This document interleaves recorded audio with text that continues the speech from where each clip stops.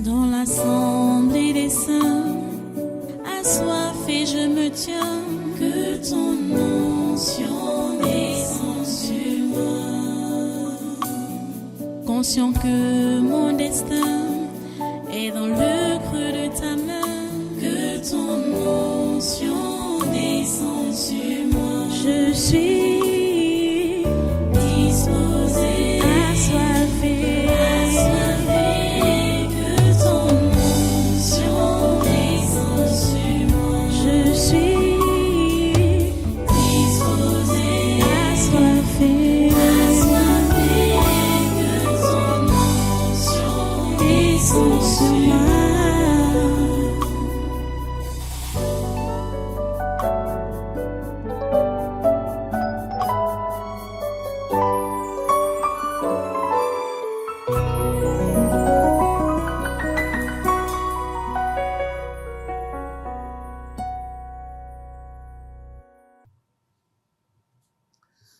Alléluia. Béni soit le Seigneur. Voilà, nous passons à la parole. Nous repartons dans notre livre de Job. Job. Maintenant, pour aujourd'hui, nous voulons considérer les propos de Dieu lui-même quand il parlait à Job. Parce que Job a failli un peu glisser là. Donc Dieu a commencé à parler. J'aime quand Dieu parle de lui-même. Hein. Oh, ça me plaît.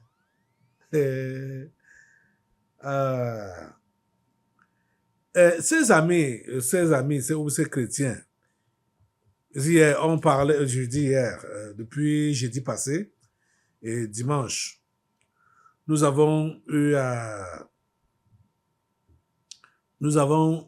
parler sur ceux-là qui fonctionnent dans l'impatience. Ils sont chrétiens, mais ils sont impatients. Non, la vie chrétienne normale ne demande pas de l'impatience. La vie chrétienne demande la patience. Et on a pris l'exemple, l'écrivain Jacques a pris l'exemple de Job. Ok. Aujourd'hui, allons dans Job au chapitre 41. Job chapitre 41. On va seulement prendre le verset 2. C'est Dieu qui parle. Hein? Ça, c'est Dieu qui parle, qui pose une série de questions à Job. Ok. Job 41, verset 2. De qui suis-je le débiteur?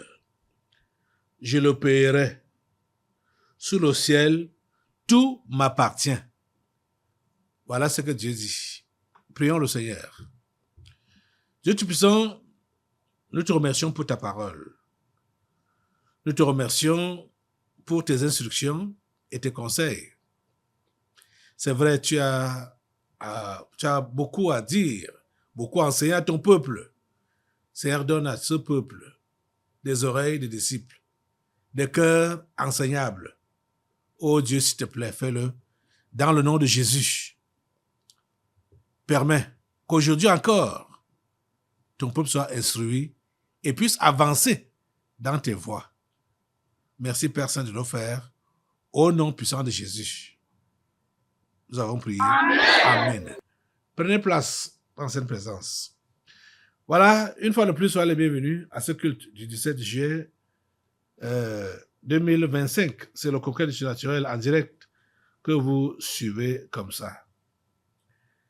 Chers amis, quand on parle de l'impatience parle. L'impatience parle.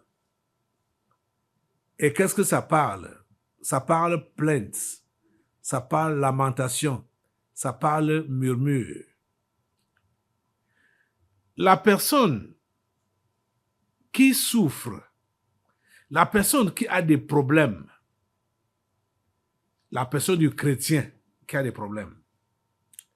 Vous savez, quand j'avais l'habitude de recevoir les gens comme ça, face à face, j'étais gêné. que je suis en train de parler, de donner des conseils à quelqu'un qui est venu chercher conseil, mais la personne se met à pleurer, la personne se met à bavarder, sans même plus m'écouter. Ça me dérangeait. Bon, fort heureusement que j'ai arrêté avec cette méthode-là, parce que c'était vraiment dérangeant. Ça perdait le temps. Et j'ai remarqué que les gens avec qui j'ai perdu beaucoup de temps à conseiller sont des gens qui ne sont jamais allés quelque part avec Dieu. Jamais. Ils n'ont pas avancé avec Dieu. Pourtant, ils m'ont pris beaucoup de temps. Et en tout cas, ça c'est Dieu lui-même qui m'a inspiré, qui m'a demandé de donner conseil aux gens sur place, au pupitre, comme maintenant là. Puisque quand je regarde, je vois que je ne retiens rien. C'est-à-dire, je veux dire, je ne cache rien.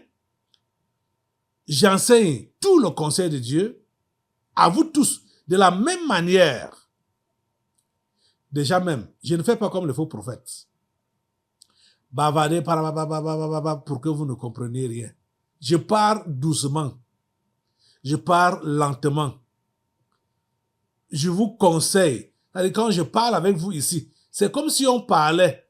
C'est comme si je parlais. Quand moi, je m'écoute encore à la radio, c'est comme si je parlais avec vous comme ça, face à face. C'est un face à face.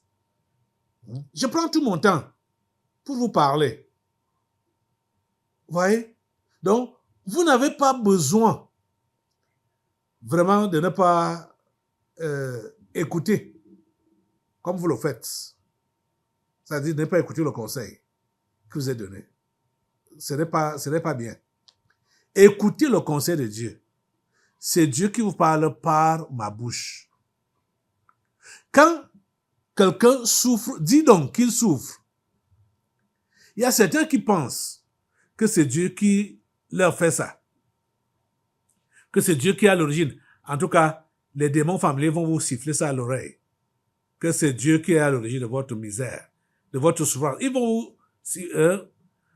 parfois, ça peut être vous-même qui commencez ça. Que oui, ma vie a toujours été comme ça. Dieu ne m'a jamais aimé. Je suis la personne qui a le plus souffert dans ma famille, la personne qui a été rejetée depuis mon enfance, depuis même que je suis dans le sein maternel. Ma mère voulait m'avorter, ma soeur, ma chère, tout ça. Il y a toutes les raisons qu'on évoque. Toutes les raisons qu'on évoque. Pour donc se fâcher contre Dieu. Donc pour dire qu'on ne peut plus faire confiance à Dieu. Pour dire qu'on a trop attendu, on ne peut plus attendre. On ne peut plus attendre. Et si tu n'attends pas devant Dieu, tu vas faire quoi? Tu vas t'engager sur un chemin où tu vas cheminer seul. Seul, cher ami, ce n'est pas de la sagesse. Ce n'est pas de la sagesse. Tu comprends ça? Hein? Il faut vraiment arrêter avec de tels comportements, de telles attitudes.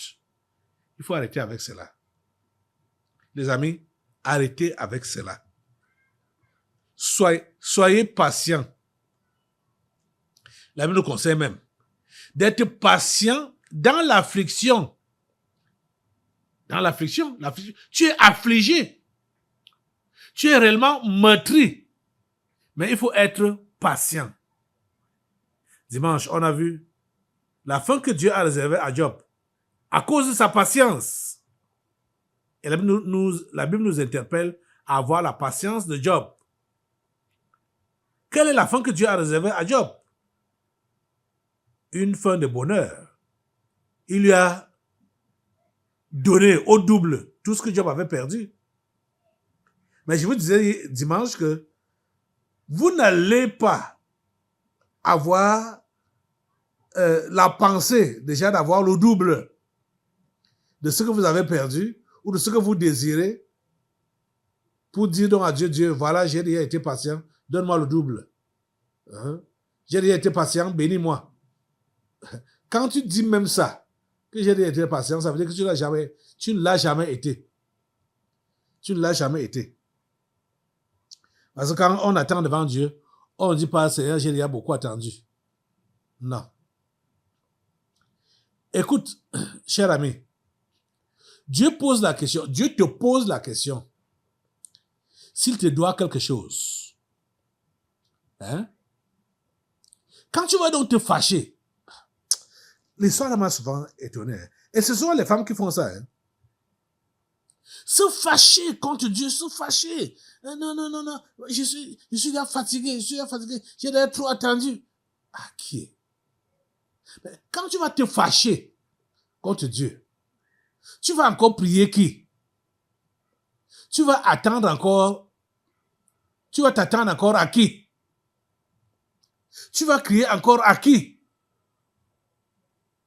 Dieu n'est pas un homme, cher ami, Dieu n'est pas un homme. C'est avec les hommes qu'on peut bouder. Mais on ne doit pas bouder avec Dieu. Dieu mérite le respect, les honneurs, la crainte. Vous comprenez? Si vous avez eu l'habitude de bouder avec les humains, ne pensez pas qu'avec Dieu, vous pouvez faire ça. On ne boude pas avec Dieu. Est-ce que vous comprenez ça? On ne boude pas avec Dieu. De qui suis-je le débiteur? Je le paierai. Voilà. Aujourd'hui, écoute, cher ami, depuis que tu te plains donc, depuis tu te lamentes, depuis tu vois que Dieu t'a lésé, Dieu te fait du mal, hein? Il dit que s'il te doit quelque chose, déclare ça aujourd'hui, il va te payer. Tu comprends ça? Déclare-lui ça aujourd'hui, que Dieu, tu me dois telle chose, paye-moi ça. Depuis que tu as pris tel montant chez moi, depuis que tu as pris, il t'a pris quoi? Il te doit quoi? Il dit qu'il va payer ça. Est-ce que tu es capable donc de déclarer ce que Dieu te doit? Hein? Es-tu capable de déclarer ce qu'il te doit? Qu'est-ce que tu lui réclames? Qu'est-ce que tu lui réclames? Pourquoi est-ce que tu as ce genre d'attitude? Et ce genre de personne, elle n'arrive même plus à prier. Parce qu'en fait, quand tu as déjà adopté une telle attitude, tu ne peux plus prier.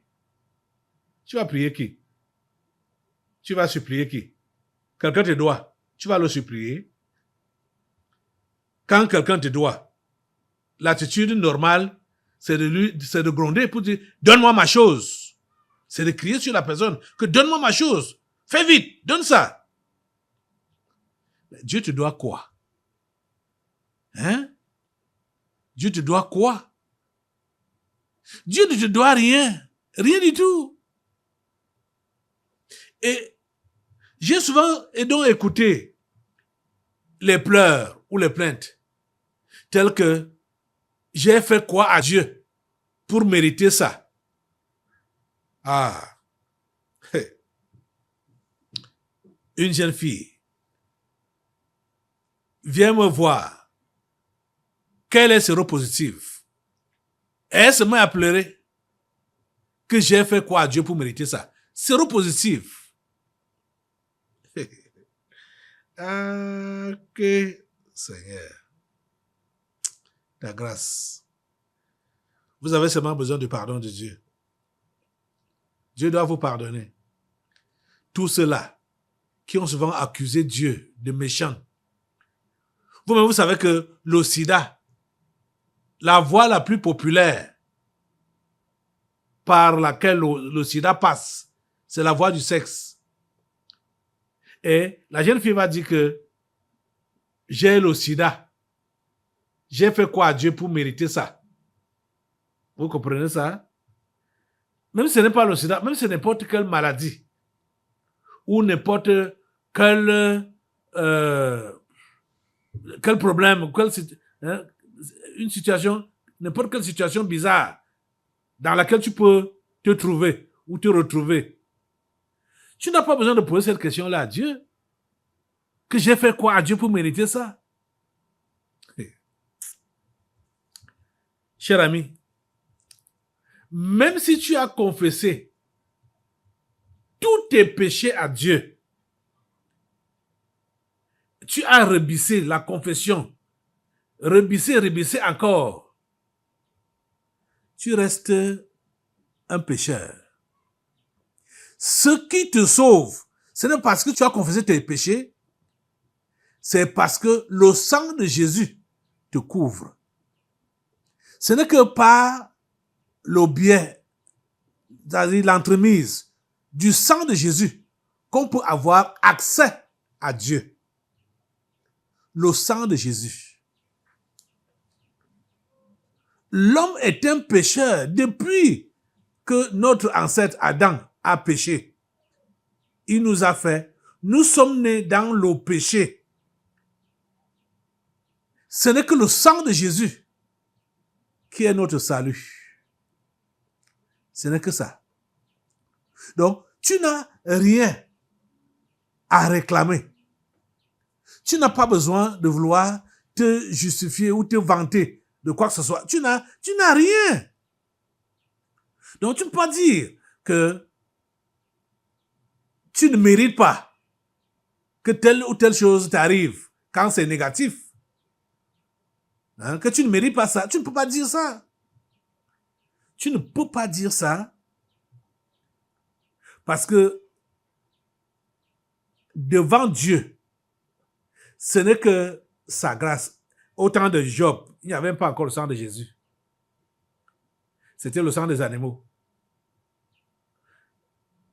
Maintenant, ce n'est que le sang de Jésus qui peut te permettre de lever ta face pour regarder au ciel. Comme déjà même, jusqu'à présent, on ne peut même pas voir la face de Dieu. Un humain ne peut pas voir la face de Dieu. Même si tu as été sauvé par le sang de Jésus, maintenant, physiquement là, aucun humain ne peut voir la face de Dieu. Vous voyez? Dieu est trop saint. Il est très saint. Vous comprenez? Il est très saint. Et nous sommes trop souillés. Trop souillés. Il faut seulement que le sang de Jésus-Christ nous donne accès dans sa présence, dans la présence de Dieu. Et tout ce qu'on peut donc recevoir de lui, ce n'est que pure grâce, par pure grâce. Ce n'est que la grâce, sa faveur, imméritée. On ne mérite rien. Même le pardon là, on ne mérite pas ça. C'est le sang de Christ. C'est ça que Dieu regarde. Et quand nous sommes emballés dans ce sang-là, c'est là que nous pouvons nous présenter devant la face de Dieu. Sans ce sang, nous ne sommes rien. Nous ne sommes rien du tout. Et écoutez, la deuxième partie de ce verset dit, « Sous le ciel, tout m'appartient. » Voilà. Hey. Sous le ciel, tout m'appartient. Ces gens qui disent alors qu'ils possèdent les choses. Tu es là, tu réclames peut-être ta beauté perdue. Tu as fait quoi pour avoir cette beauté-là? Donc quand peut-être l'accident est venu, ou bien la maladie est venue, ça t'a déformé, et tu vas commencer à pleurnicher pour reprocher Dieu de ne t'avoir pas protégé pour que tu n'aies pas cet accident-là. Tu lui réclames quoi? Hein? Tu vas reprocher Dieu de ne t'avoir pas protégé pour que tu n'aies pas cette maladie-là. Tu lui réclames quoi? Sous le ciel, tout m'appartient. Tout appartient à Dieu. Il n'y a rien que tu peux lui réclamer. Vous voyez? Ça, il était encore en train d'appuyer les paroles de Job. Dieu a donné, Dieu a repris. Le nom de Dieu doit être béni à jamais. Sous le ciel, tout m'appartient. Qu'est-ce que tu réclames à Dieu? Qu'est-ce que tu as perdu? Qu'est-ce que tu as perdu? Qui t'était cher. Et tu estimes que c'est Dieu qui t'a privé de ça? Hein? Tu estimes que c'est Dieu qui t'a privé de ça? Donc, il ne t'aime pas, il est méchant vis-à-vis de toi. Qu'est-ce que tu as? Qu'est-ce qui est à toi? Sous le ciel, tout appartient à Dieu. Écoutez, toi-même là, en tant que chrétien, comprends que tu ne t'appartiens pas. Vous voyez, les gens qui ont ce genre de réflexion là, ou de langage là, ou les plaintes, ils demandent réellement que, depuis le temps qu'ils ont dit qu'ils donnent leur vie à Jésus, ils ne se sont pas abandonnés à lui. Quand tu donnes ta vie à Christ, ça veut dire que tu t'es abandonné à lui. Ta vie ne t'appartient plus. Elle ne t'appartient pas. Tu comprends? Donc, tu ne peux pas réclamer que regarde Dieu, dans quel état je suis maintenant? Qu'est-ce que tu m'as fait? Ah, Dieu t'a fait quoi? Cette vie-là t'appartenait? Cette santé-là t'appartenait? Ce membre que tu as perdu là, ça t'appartenait? Pour que tu dises à Dieu que qu'est-ce que tu m'as fait? Hein? Qu'est-ce que tu as fait de mon pied? Qu'est-ce que tu as fait de mon ventre? Qu'est-ce que tu as fait de ma santé? Est-ce que ce corps-là t'appartenait? Écoute, cher ami, je veux que tu comprennes que ce que tu es là, c'est la propriété de quelqu'un d'autre. Tu ne t'appartiens pas. Tu comprends ça? Tu ne t'appartiens pas. Tu appartiens au Créateur. Celui qui t'a créé, c'est à lui que tu appartiens et non à toi-même. Cessez d'être imbu de vous-même. Cessez d'être imbu. N'en parlons pas des choses matérielles. Je dis déjà même au niveau de ta propre personne là. Ta propre personne. Toi-même là. Même si tu n'es pas chrétien, comprends que tu ne t'appartiens pas. Et quand tu vas comprendre ça, en te donnant donc à Jésus ou à Dieu, ça doit être total. Tu n'as rien à réclamer. Tu n'as rien à lui réclamer. Tu n'as rien à revendiquer. Rien du tout. Tu comprends ça? Hein? Tu lui appartiens entièrement. Entièrement. Tout ton corps, depuis la tête, depuis le sommet de la tête jusqu'à la plante de tes pieds. Tu appartiens au Créateur. Tu es la chose d'autrui. Tu ne t'appartiens pas à toi-même. Tu comprends ça? Il faut que cela entre dans ton système. Il ne parle pas seulement de cerveau, dans tout ton système. Que ton système comprenne que il ne s'appartient pas. Il appartient à Dieu, au Créateur. Vous comprenez ça? Oh Dieu. Aide ces gens à comprendre.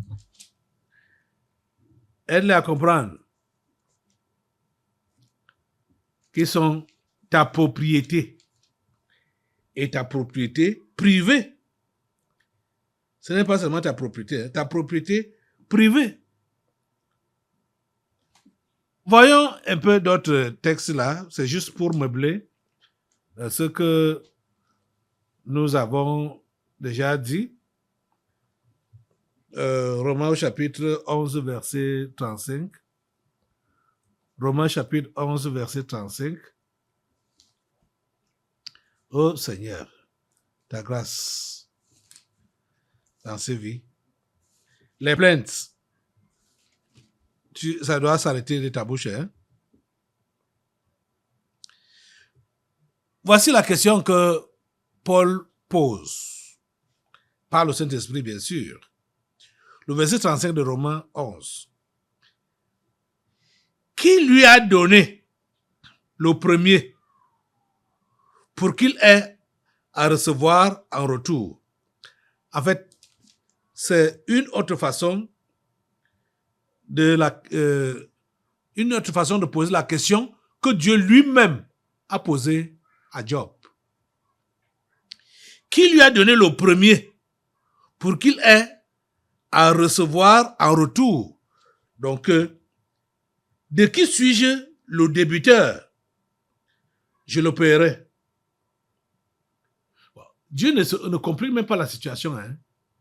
Il dit que si tu sais, si toi là, tu sais qu'il te doit quelque chose, réclame-le lui. Est-ce que quelqu'un ici peut lever la main pour dire que Dieu me doit telle ou telle chose? Et il doit me rembourser ça. Dieu ne doit rien à personne. Dieu ne doit rien à personne. Si tu comprends cela, tu devrais réellement rester dans l'humilité et savoir que le langage que tu dois utiliser auprès de Dieu, c'est celui de la supplication. Le langage de la supplication. Parce que tu dois toujours le supplier. Au lieu d'être hautain. Au lieu d'être hautain. Hein? Vantard. Rebelle. Hein? C'est-à-dire tout ce qui est arrogant. Tu ne dois pas être arrogant. Dieu te doit quoi? Il te doit quoi? Hein? Dis-lui ça aujourd'hui. Non, dis-lui. Il est prêt à te payer. Il est prêt à te rembourser. Oh mon Dieu. Ça, c'est quoi ça? Que le Seigneur vous aide. Le verset, on va maintenant au verset. Bon, c'est toujours la même chose, hein. Le verset 26 de 1 Corinthiens 10. Car la terre est au Seigneur et tout ce qu'elle renferme. La terre est au Seigneur. La terre appartient à qui? Au Seigneur et tout ce qu'elle renferme. Oui. Donc, ceux-là qui se réclament propriétaires de l'argent, propriétaires de l'or, propriétaires de terre, propriétaires de ceci, propriétaires de ça. Vous avez quoi? Vous avez quoi? Vous savez que Dieu a fait comment pour fabriquer ça? Pour avoir ça? Hein? Oh mon Dieu. Aide ces enfants à comprendre.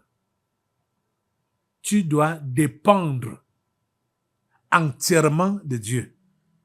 L'arrogance ne doit pas se retrouver dans ton langage. L'arrogance ne doit pas se retrouver dans ton langage. La rébellion ne doit pas se retrouver dans ton langage. La revendication ne doit pas se retrouver dans ton langage. Tu revendiques quoi? Tu revendiques quoi, Dieu? Tu veux quoi? Il te doit quoi? Mets-toi sur le pied. Mets-toi debout. Et ma prière est vraiment que tu puisses avoir la crainte de Dieu. Que tu comprennes que tu n'as pas besoin de lui parler n'importe comment. À lui réclamer des choses comme si c'était ta propriété. Comme si tu lui avais donné à l'avance et il doit maintenant te rembourser. Seigneur, aide ces enfants à comprendre qu'ils ne sont rien devant toi. Tout l'univers est à toi. Tout l'univers t'appartient. Que eux-mêmes t'appartiennent avec tout ce qu'ils ont. Leur être, déjà, dans son entièreté. Tous les membres de leur corps, c'est pour toi. Leur vie, c'est pour toi. Et leur avoir matériel, leur avoir financier, tout ce qu'ils peuvent avoir, c'est pour toi. Seigneur, s'il te plaît, donne à chaque personne qui m'écoute maintenant de comprendre que c'est toi qui es le propriétaire. Et que lui doit avoir seulement le langage de la supplication et non le langage de l'arrogance. C'est ma prière à toi pour eux. Au nom puissant de Jésus, j'ai prié. Amen. Assois-toi. Nous allons maintenant passer aux délivrances prophétiques. Dans l'assemblée des saints, assoiffé je me tiens, que ton onction descende sur moi. Conscient que mon destin est dans le creux de ta main, que ton onction descende sur moi. Je suis